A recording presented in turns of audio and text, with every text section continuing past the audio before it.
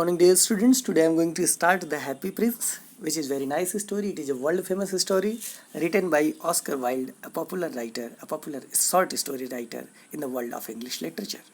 The happy Prince की story बहुत अच्छी है. आप अगर इसको अच्छे से पढ़ेंगे तो आपको बहुत अच्छा लगेगा. ऐसे स्टोरीज बहुत कम लिखी गई हैं. ऑस्कर वाइल्ड बहुत ही पॉपुलर राइटर हैं और उन्होंने इस स्टोरी को लिखा हुआ है. एक प्रिंस की स्टोरी है जिसका स्टैचू बना रहता है और उस स्टैचू में ह्यूमन फीलिंग्स आ जाती हैं. वो स्टैचू भी रोने लगता है और वो स्टैचू अपने हर एक कीमती पार्ट को डोनेट करता है जिससे लोगों की गरीबी मिट जाए, लोगों की परेशानी ख़त्म हो जाए. अगर पूरी स्टोरी आपको बताए तो बहुत समय लग जाएगा. आपको हम टोटल टेक्स्ट वाइज स्टोरी बताते चलते हैं, आपको अच्छा लगेगा. The happy prince was a beautiful statue. Happy Prince जो मतलब प्रसन्नचित राजकुमार की कहानी है, इसमें एक बहुत सुंदर सा मूर्ति रहता है, स्टैच्यू रहता है. He was covered with gold, he had sapphires for eyes. सोने से ढका हुआ था ये मूर्ति. आँखों में बहुत उसकी आँखें जो बनी हुई थी वो बेशकीमती हीरे की थी, जो हीरा सफ़ायर बोला जाता है. And A Ruby in his sword. एक और बेशकीमती हीरा जो कि जिसको रूबी बोलते हैं हम लोग, उनकी तलवार पर लगा हुआ था. Why did you want to part with all the gold that he had and his precious stones. Story में हमको ये जानना है कि आखिर में ये जो प्रिंस था वो अपने स्टैच्यू में जितनी सारे सोने चांदी लगे हुए थे, प्रेशियस स्टोन्स लगे हुए थे, उसको क्यों हटाना चाह रहा था. ये इस स्टोरी का पार्ट है. देखिए, सुनते हैं.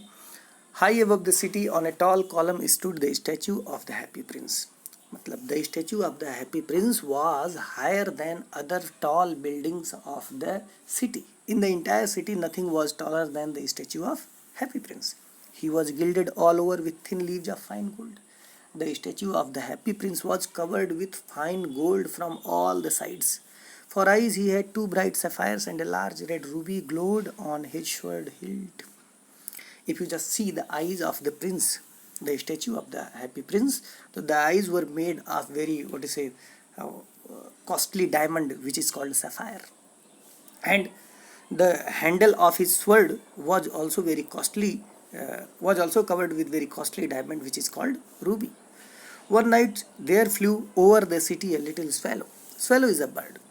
तो एक रात की बात होती है, एक swallow bird वहाँ पर आ जाती है. His friends had gone away to Egypt 6 weeks before.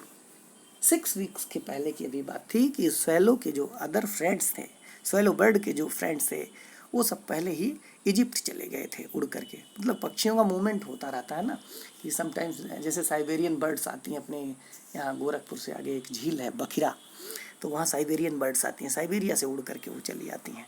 तो उसी तरीके से जो स्वेलो थी उसके बहुत सारे फ्रेंड्स जो थे वो सब इजिप्ट चले गए थे. But he had stayed behind then. He decided to go to Egypt too. Swallow भी जाना चाहता था लेकिन वो अभी रुक गया था, उसको भी इजिप्ट जाना था. All day long he flew and at night time he arrived at the city. Where shall I put up? He said, I hope the town has made preparations. अब देखो. Then he saw the statue on that tall column. I will put up there, he cried. It's a fine position with plenty of fresh air. So he alighted just between the feet of the happy prince. अब देखिए. All day long he flew. At night time he arrived at the city. पूरा दिन वो उड़ता रहा swallow और रात में उस शहर में पहुंचा जहाँ पर हैप्पी प्रिंस का स्टैच्यू था. मैं रुकूं तो कहाँ रुकूं, मैं ठहरूं तो कहाँ ठहरूं, ऐसा वो सोचने लगा. Then he saw the statue on the tall column. फिर उसने देखा एक बहुत बड़े पिलर के ऊपर एक स्टैच्यू बना हुआ था. I will put up there, he cried. It's a fine position with plenty of fresh air. उसने कहा, oh it's very nice place, plenty of fresh air is here, why not stay here. So he alighted just between the feet of the happy Prince. हुआ क्या, swallow जो था वो बहुत बड़ी statue थी. स्टैच्यू में जो हैप्पी प्रिंस का जहाँ पर पैर था प्लेटफॉर्म पर, उस पैर के बीच में जाकर के वो रुक गया. कहा ये बहुत बढ़िया जगह है, यहाँ पर रुकना ठीक रहेगा. I have a golden bedroom, he said softly to himself as he looked around and he prepared to go to sleep. मैंने कहा, अरे मेरा बेडरूम तो बहुत अच्छा है, चारों तरफ सोना ही सोना है, यहाँ पर बढ़िया रहेगा, ठीक रहेगा. But just as he was putting his head under his wings a large drop of water fell on him. What a curious thing, he cried. There is not a single cloud in the sky. The stars are quite clear and bright and yet it's raining. उसने कहा, अरे भाई गजब की बात है, न पानी बरस रहा है, न बादल है, कुछ है ही नहीं है ऐसा, और ये बारिश कहाँ से हो रही है. तो हुआ क्या कि he felt that some drops of water fell upon him. उसने देखा कि कुछ पानी की बूंदें उसके ऊपर गिर रही थी. तो गिर कहाँ से रही थी ऐसा वो सोचने लगा. Then another drop fell. While he was just thinking about the reason behind this drop of water, Another drop of water fell upon him. अभी वो सोच ही रहा था, तब तक एक और बूंद पानी का उसके ऊपर गिर जाता. What is the use of a statue if it cannot keep the rain off? सोचने लगा, इतनी बड़ी मूर्ति बनी है, and this statue cannot cover the rain even for a swallow like me. What is the use of this statue? ये statue एकदम बेकार है. जब मेरे जैसे छोटे से पक्षी को एक सहारा नहीं दे सकता तो बेकार है. He said I must look for a good chimney pot and he determined to fly away. अब देखो, स्वैले ने सोचा कि why not enter some chimney pot? मुझे किसी झरोखे वगैरह में जाकर के बैठ जाना चाहिए, वो ठीक रहेगा, यहाँ रुकने से कोई फायदा नहीं है. In this way the swallow decided to run away from there just by flying. तो उसने सोचा कि अब हम यहाँ से उड़ करके चल देते हैं, कोई फायदा नहीं है. अब देखिए आगे क्या होता है. But before he had opened his wings a third drop fell and he looked up and saw what did he see. अभी उसने अपने पंख खोले ही नहीं थे कि at once he saw that another drop fell upon him. It was the third drop. उसने देखा ये तो तीसरी बूंद उसके ऊपर गिर गई थी. अब जब वो देखा तो देख करके बहुत चक्कर आ गया. The eyes of the happy prince were filled with tears and tears were running down his golden cheeks. His face was so beautiful in the moonlight that the little swallow was filled with pity. Swallow ने क्या देखा? The happy prince which was merely a non-living statue. From the eyes of the happy prince tears were falling. He also saw that his cheeks were completely red with tears. He also saw that the happy prince was looking very much beautiful in the moonlight. उस चांदनी रात में Prince बहुत सुंदर दिख रहा था. Happy Prince जो कि एक स्टैच्यू था, लेकिन उसकी आंखों से आंसू गिर रहे थे, उसके चेहरे पर आंसू पड़े हुए थे. Who are you, he said. उसने कहा तुम हो कौन? I am the happy prince. उसने कहा मैं हैप्पी प्रिंस हूँ. तो why are you weeping then asked the swallow. You have quite drenched me.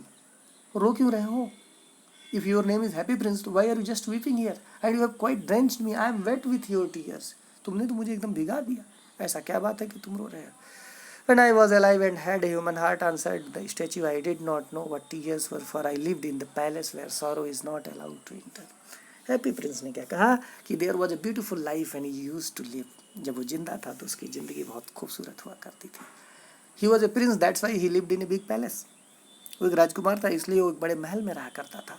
And those days he lived very happily, that's why he didn't know the pain of the people.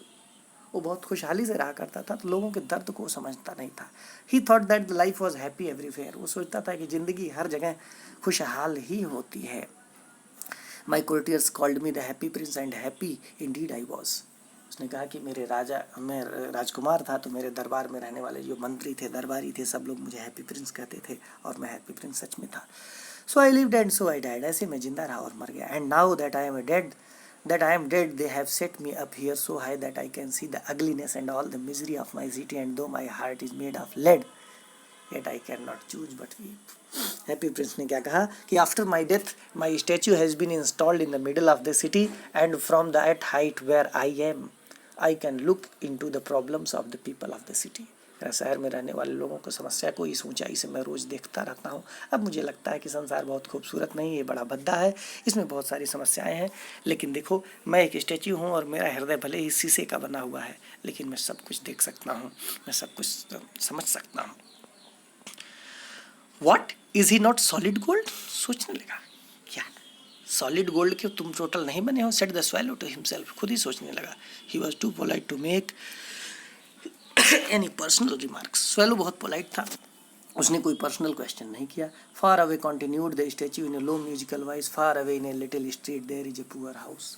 तब statue ने कहा यहाँ से बहुत दूरी पर एक गरीब का घर है. One of the Windows is open and through it I can see A women seated at A table. One window of that particular poor woman's house is open, and through the open window of that poor house I can see that a woman is seated there at a table.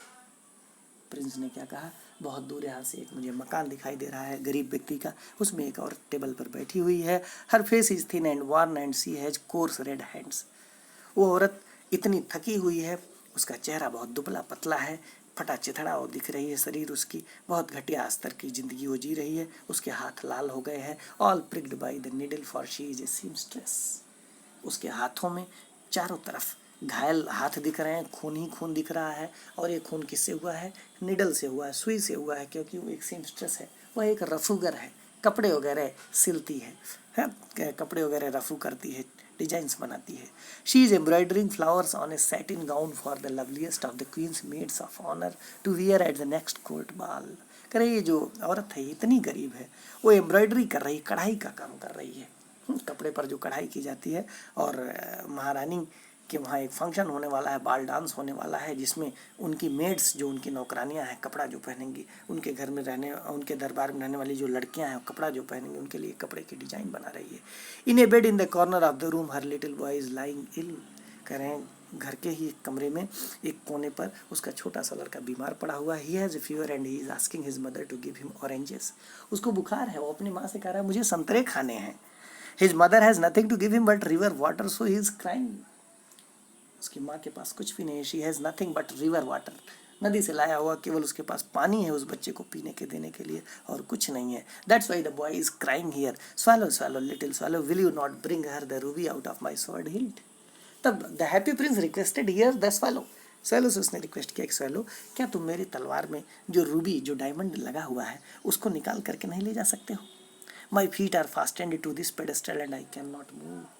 Prince ने भी बताया कि मेरे पैर इस pedestal, pedestal मतलब जहाँ पैर रखा जाता है उस प्लेटफॉर्म को बोलते हैं, कहने कि मेरे पैर जो है बांध दिए गए हैं, इससे इसमें उसको जैम कर दिया गया है, जाम कर दिया गया है, और इससे मैं यहाँ से मूव नहीं हो सकता हूँ। कृपया मेरा काम करो कि मेरी तलवार से एक कीमती हीरा निकाल करके ले जाओ, इसको दे दो, जिससे कि इसकी गरीबी मिट जाए। तो in this way there are so many tasks by the happy prince like that. I will tell you in the next class. Thank you.